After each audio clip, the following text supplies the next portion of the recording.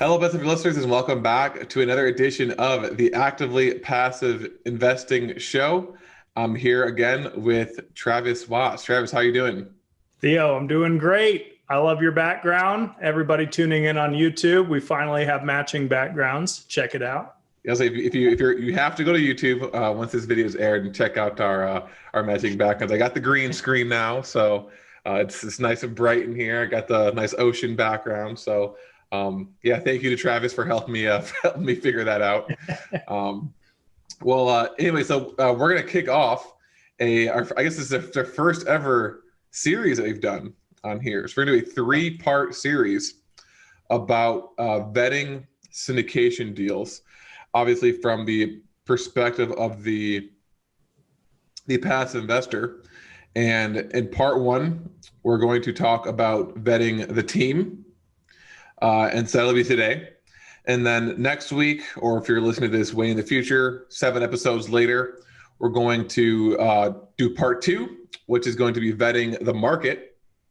And then part 3 is going to be vetting the actual deal itself. So as I mentioned, we're going to start off today with vetting the team. And so we've got 10 points we're going to go through, and Travis and I are going to alternate. So do we need to jump right into the first one, or do you want to say something first, Travis? The only thing I would add to that is, so this is coming from a limited partner perspective. As you're investing in an apartment syndication or real estate private placement, these are the questions that I'm asked by investors every week. I'm asked on nearly every podcast I do, no matter which podcast it is. It always comes down to, how do you vet a team, a market, a deal? So I figured, why haven't we covered this on our show? Because it's like the most commonly asked questions that I get. So that's why we're doing the episodes. But yeah, that's all I got. So go ahead and kick it off. Perfect. I guess one quick thing too is that we're going to answer all these questions from the perspective of the passive investor. Travis is obviously going to take it as being an actual passive investor himself. And then the way that I'm going to answer the questions is kind of how we teach people that want to be active syndicators to kind of be prepared when they're talking to passive investors. So what types of things they should expect their passive investor to ask based off of the team, the market, and the deal. And so we obviously wrote a massive book on this, 450 pages, the best ever syndication book. So we're going to not do a 24-hour podcast show. We're going to try to hit these at high level. But for all the things we're talking about today, at least for most of them, there are more in-depth blog posts, or we go in more depth to it in the book. So the first thing that you're going to look at when betting the team is going to be their experience and track record. So when I talk to syndicators, I tell them that you're going to want to make sure you have relevant business experience, or relevant real estate experience, or both. And so the vast majority of, if not all, syndicators that are active, when they got started, they weren't just fresh out of college. They typically had some sort of experience in business or in real estate. So to be more specific, it's not just having a regular full-time job where you don't get promoted, or you bounce from job to job every year. What you want to see from the business perspective is someone who got promoted multiple times, preferably to at any large corporation, preferably to a director type of level.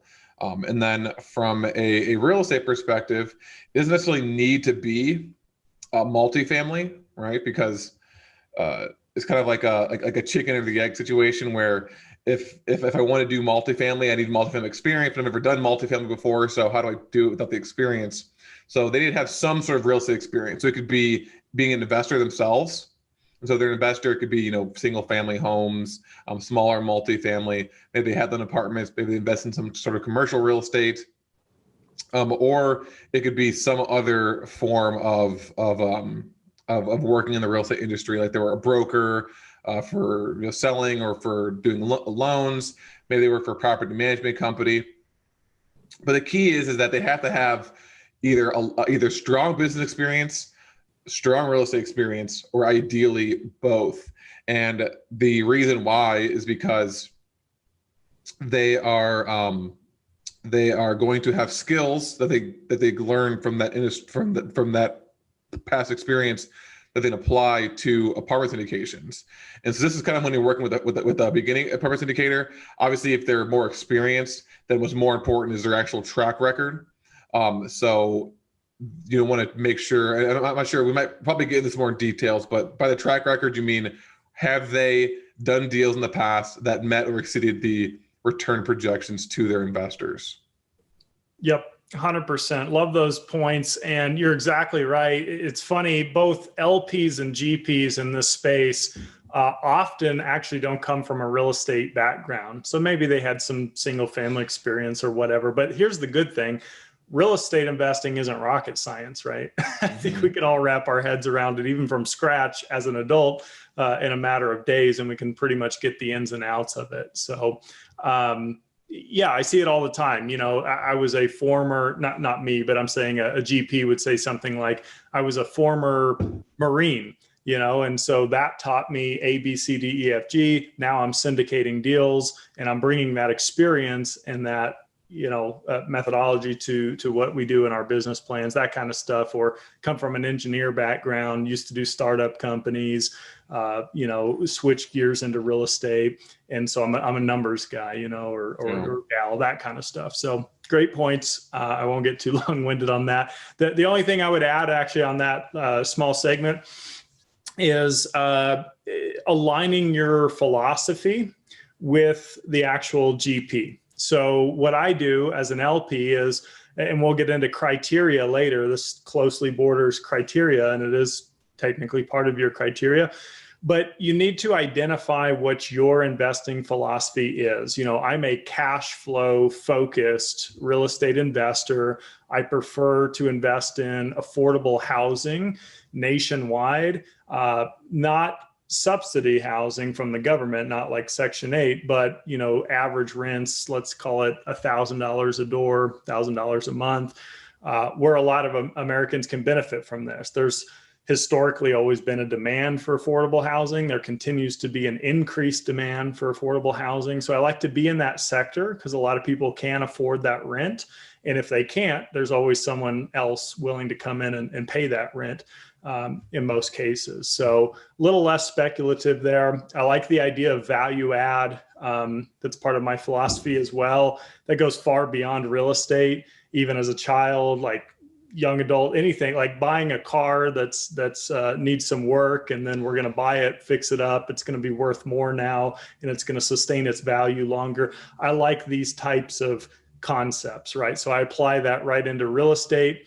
And I like buying something off market at a discount, improving it, making it better, and selling it for more. That's just something that really aligns with my philosophy in life. You know, there's a lot of things that we all can buy pre-owned, perhaps, you know, and still get the same usage out of it than what we had before when it was new. So, you know, I define that on paper and in my head and speak it out loud, make sure I fully understand it. And then as I'm interviewing general partners and sponsors and teams, I'm just asking them about kind of their philosophy and what do they look for in real estate, and why do they do what they do. And the more alignment you can have, I think the better off you'll be. It causes a lot less problems down the road, because, you know, they're generally going to be thinking along the lines that you think when recessions come or what have you. And hopefully they're going to make decisions in alignment with decisions you yourself would make if you were calling all the shots. So that's all I have to say on that segment to add on. Yeah, perfect. I think a lot of things you said we'll hit on a little bit more later on in this episode. We talk about understanding, you know, what their business plan is. But you did mention something about, you know, speaking with them and making sure you understand what their investing philosophy is. So that brings us to the next point, which is scheduling some sort of introductory call to actually vet them. So I'm not going to spend too much time on this, but the whole point here is that before you invest with a syndication team, it's best if you actually speak to them first to ask them a list of questions, which we'll get into here in a second. And I'm sure it's possible to to invest with someone. I mean, maybe Travis has done it before without actually talking to them or not even meeting them in person. But at the end of the day, we'll get into some of the questions you want to ask about the team and their background and what they're doing, what the business plan is, what their experience with the business plan, who's doing what. But really, at the end of the day, one of the most important factors, if not the most important factor, that when you're deciding who to invest with is going to be is trust.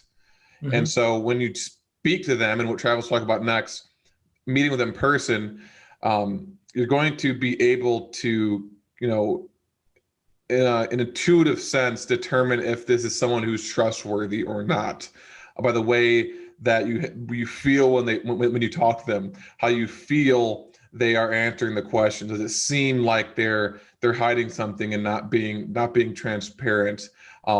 Is this someone that you like, that you enjoy speaking with, right? All these things that might not seem like they're directly related to the ROI and the business and what the renovation timeline is and the hold period and things like that. But that's going to go a long way, because you're giving them your money and you are trusting them to invest that money, to preserve that money, and then to ideally grow that money. And so if you don't like them, if you don't trust them, if they don't seem transparent, then it's probably not a good idea to invest with them.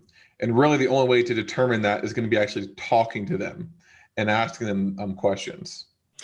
That's a great point. And you brought up something that's so important. I speak to this a lot also on podcasts, which is you need to essentially get along with these folks. I don't know if you go as far as saying be friends with them. I mean, obviously business friends, good acquaintances, something, but I kind of treat it that way myself, because these investments are illiquid. When I give someone my money, it's out and it's gone for 3 years, 5 years, 7 years, could be 10 years. So the last thing I want to do is make a big decision like that, not get along with the people and have to be forced into communication with them for a 10-year period. That'd be a horrible thing. So take the due diligence time to have an actual conversation, like a human interaction conversation, not just a transaction-based conversation like, hi, this is Joe. What's the cap rate? What's the break-even occupancy? How much is the minimum? Okay, thanks, bye. That doesn't qualify as contacting the sponsor to me.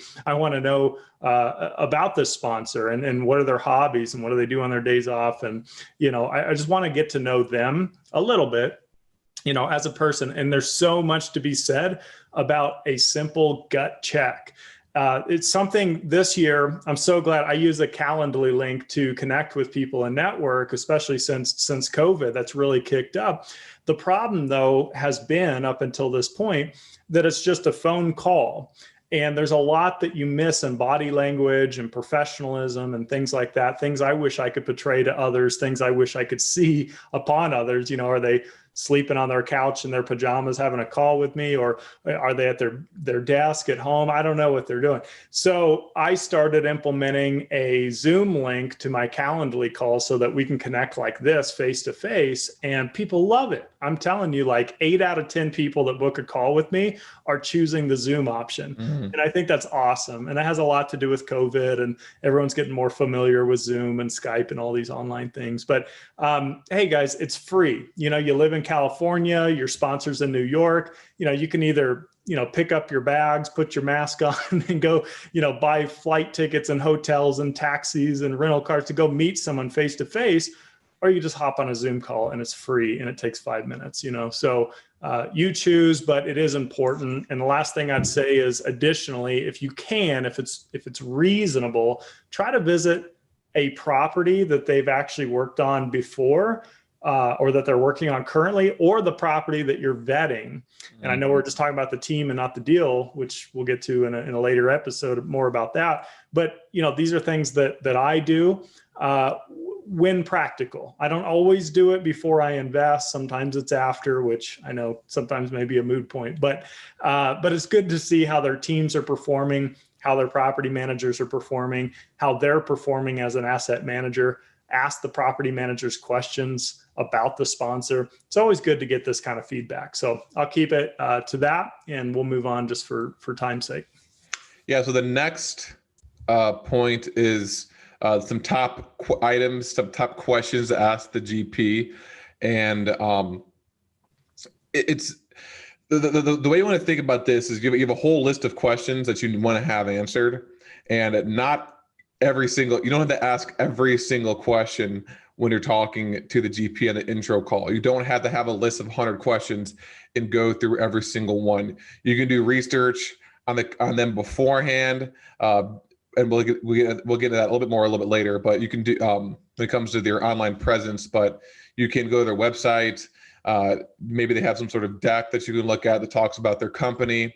Maybe you found them and that you have a live deal, and so you can answer a lot of questions about what types of deals they do, who they are, who their team is, in their investment summary. But then, of course, there are some things that you're going to need to ask on the call. And so, again, there's a lot of questions, but this the kind of the overall I'm going to go over the kind of the overall categories that they're in. And so, first, you're going to want to know, ask questions about who is actually involved in the deal. And so, this is going to include the the actual point person you're talking to. So, this would be a member of the general partnership. Most likely have one or more business partners, and they split up duties. And so you're going to want to know who does what, why is Travis doing acquisitions and asset management? Why is Theo doing investor relations and capital raising? What part of their background makes them an expert, credible in that specific part of the business plan? And you're also going to ask questions about the other, what I call third-party vendors that are involved. And so these are going to be, the most important one is going to be the property management company. And so who's the management company? How big are they? What's their background? What's their experience? The CPA is also kind of important, right? You want to make sure they have a CPA that specializes in our case, apartment syndication. So they make sure that they're taking advantage of the tax. I mean, Travis and I talked about this last week. Or we talked about this in the past episode. We talked about Biden's tax plan. And then there's other team members as well, but those are really the most important. Those are really the most important members involved. You can also ask questions about their actual passive investors, right? Who is their longest passive investor? Is the person or people who invested in their first deal, if they've been investing for 3-5 years, whatever, is their first investor still investing? How many family and friends are investing, right? Because if they got family and friends investing, if they've had someone who's invested for a long time, that indicates trustworthiness. Yep. Next is going to be their credibility. We kind of already talked about that. What's their actual track record doing what they're doing right now for that specific deal? Next is going to be alignment of interest, which Travis just actually hit on earlier about the alignment of interest in the investment philosophy. But this is also, and there can be alignment of interest in other ways as well. Essentially, the more skin in the game the team members have, the better. So are they investing their own capital in the deal? Are other team members investing their own capital in the deal? If the deal were to suffer, will they suffer as well? And this also kind of ties to an online presence, right? If they also have, for example, a really popular podcast, well, if they start doing really shady things for their deals, it's not only going to impact their investing business, but it might invest their thought leadership platform. Maybe they have some sort of consulting program as well. So it's also something that promotes alignment of interest. Next is going to be, sorry, go ahead. Sorry. I was just saying 100%. I agree. Go ahead. Sorry. So I'm going to go quick. So next is going to be transparency. And so, how transparent are they? So we had talked about this before. When you're talking to them, are they trustworthy? Does it seem like they're hiding things? Are they willing to share financials? How often are they giving you updates on the deal? Questions like that. And then the next two are going to be the business plan and the target market, which I'm not going to, so ask questions about their market and their business plan. That's going to be part 2 and part 3. So we'll go over those questions there. Overall, all these things are going to give you an idea of how trustworthy they are and how probable it is that they are going to preserve and grow your capital. Great points. I'm going to keep it brief on my extension to that, which is, don't exclusively do this, but I know this is difficult for a lot of people, including myself, but try to ask the difficult questions but don't just have a phone call and ask all the difficult questions because, that can be a huge turnoff to a GP if you're coming in like an interrogator, just trying to get to the bottom of everything. So ask the questions Theo talked about, the general questions, the experience questions, and slip in a few things in there like, hey, COVID's happening. What if, our occupancy drops a lot? Have you done a stress test or something like that to see what might happen to this project? Ask, again, about co-investment. I know you already mentioned it. How much are you personally investing in the deal? Make them light, space them out. Maybe if you have 10 of those, only ask 3 or 4 on one call and give it a break for a while and return to it. But it is important. It really is. And it's all those questions of, key person risk. What happens if you yourself pass away or so-called get hit by a bus? That's a horrible thing to say, but it's good to know there's not a right and wrong answer per se. It's just that they have an answer. It's that they've thought it through and that they can say, oh yeah, well here, we have key man insurance in place, or, oh, we have a co-GP and they would be taking over the business model. It's just something, right? And it's not, if I die, I don't think I will get hit by a bus. I don't see that happen. That'd be the wrong answer, I guess. But ask the hard questions. That's all I got to say. Let's move on. That's a really good point. Asking what's the worst case scenario, and then what would what would happen if that happens? And I never thought about it that way. The worst case scenario would be if the entire general partnership died, then what would happen? So the next point, this will be a quick one, but it's understanding the asset class and the business plan. And so we're going to go into a lot more detail on this. We talk about analyzing the deal in part 3, but it is important. The business plan and asset class are important when evaluating the team, because if they're doing a heavy renovation business plan and they or their team members have never done a heavy renovation business plan before, well, maybe you don't want to have them learn on your dime, right? And then also secondarily, besides kind of like the track record of the team, and making sure that all the team members ideally have done this business plan in the past. You also want to understand your, as Travis mentioned earlier, your investment philosophy and your investment goals, because the return structures and the kind of the types of returns that you're going to get are going to vary based off of the business plan. And so on the one hand, you've got something that's completely turnkey where it's mostly cash flow but not a lot of upside. On the other end is some development deal where it's all upside and no cash flow, right? So if you are someone who wants steady cash flow and wants to almost guarantee that your money isn't going to be lost, then you're not going to want to invest in a development deal. And so if the syndicator is doing developments, then you're probably not going to want to invest with them. And then vice versa. If all you care about is making, doubling your money in 5 years or whatever, then investing in a turnkey is probably not going to be the best approach. Yeah, bottom line, know your criteria. The easiest way to know your criteria is to grab a resource like Theo and Joe's book, the Best Ever Apartment Syndication book, as an example. Read through what criteria means and what all the criteria may be, things like that, and then decide which ones are most important to you, or reaching out to someone like me or anybody active in the space to say, what do you look for in terms of your criteria? I'll share with you a few bullet points of just examples of what criteria would mean. It would mean, I invest in Texas and Florida, 200 to 600 units, B-class assets, 5-year holds, whatever, 5 caps or higher. I'm just spitballing stuff out there to look at. Break-even occupancy that's 70% or lower, projected exit cap rates that are higher than our entry cap rate. This is all just criteria. And monthly distributions versus quarterly. There's a lot out there. So you have to decide which ones are most important to you, and then be asking them, do these match up to what I'm looking for? And trust me, guys, there's enough general partnerships out there. You will find someone that meets your criteria, or at least most of it. That's kind of an illusion that when I got started, I didn't think there was many deals to be had. And so I had to compromise a lot. That's not true. There's a lot of groups. Keep looking, keep searching, keep asking people if this is my criteria, do you know anyone that's doing deals like that?